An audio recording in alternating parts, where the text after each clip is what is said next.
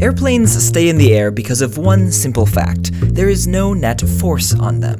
And with no net force, an object at rest stays at rest, and an object in motion stays that way, even if it's in midair 10 kilometers above the Earth's surface. Now, of course, it's not like there aren't forces acting on the airplane. Gravity pulls down on the plane itself, plus all of the people and baggage inside, and every single air molecule that's shot through the engines or collides with the fuselage or wings pushes on the plane as well. But if all of these forces are balanced, in particular if the air molecules push the plane up enough to counteract gravity, then the plane stays up.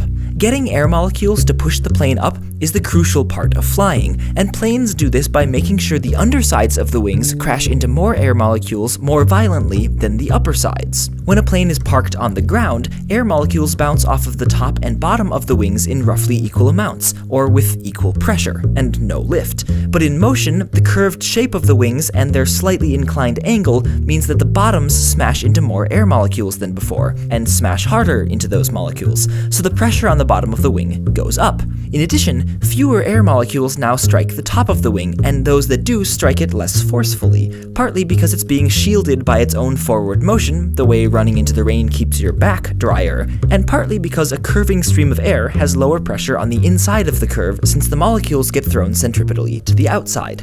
But whatever the reasons, the pressure on the top of the wing goes down. So low pressure or less downward force on the top, plus high pressure or more upward force on the bottom, and the plane has lift. And if the force imbalance is big enough, it can lift the plane up into the air against gravity. Now, all this crashing into air molecules to lift the plane also pushes to slow the plane down, which it would if not for engines.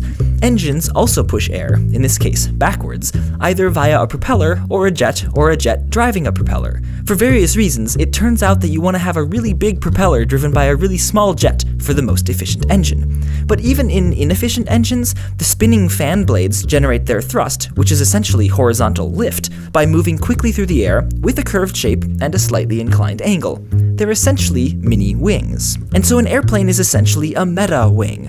It flies by moving mini wings fast enough to push air molecules backwards, which moves the plane forwards fast enough that its big wings push air molecules down.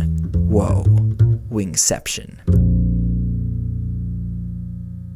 I'd like to say a big thank you to Airbus for sponsoring this Minute Physics video. Airbus brought me to their production facilities in Europe to see how they make the new Airbus A350 airplane. Here it is.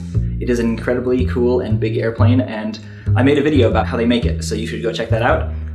It is pretty incredible. Also, the engines on the thing are so enormous. You really can't tell from a model like this, but when you're there in person, it's just astounding. And that is precisely so that the engines are more efficient. As I explained in this video, if you have a big fan on an engine and a small jet, they will be more efficient. And that is how this airplane is one of the most efficient ones in the world at this point in time. So again, thank you to Airbus for supporting this video. I hope you enjoyed it.